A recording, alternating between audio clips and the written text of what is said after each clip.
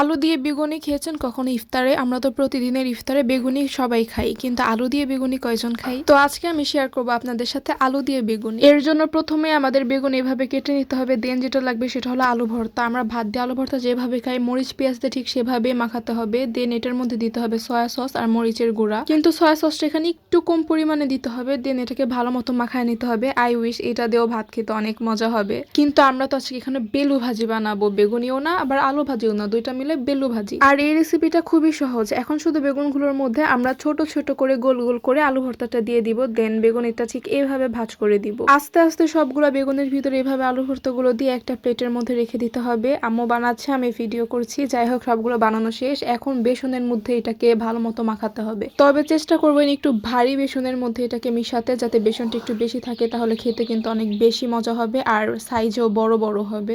Finally মাখানো শেষ হয়ে যাওয়ার পর এটাকে আমরা গরম তেলের মধ্যে দিয়ে দিব ভাজার জন্য। কালারটা যে কি সুন্দর আসে এটা বলার মতো না। আর অবশ্যই এটার দারুণ একটা স্মেল আসে, এত সুন্দর ঘ্রাণ, মনে করেন বানানোর সময় আপনার খেয়ে ফেলতে ইচ্ছা করবে। ভাজার সময় এটার দুপাশ একটু উলট পালট করে দিতে হবে, এই পাশ ওই পাশ একটু উল্টাইতে হবে। দেন আস্তে আস্তে ভাজাটা হয়ে আসছে। ফাইনালি আমাদের ভাজা শেষ। এখন উঠায় শুধুমাত্র একটা প্লেটের মধ্যে রেখে দিব।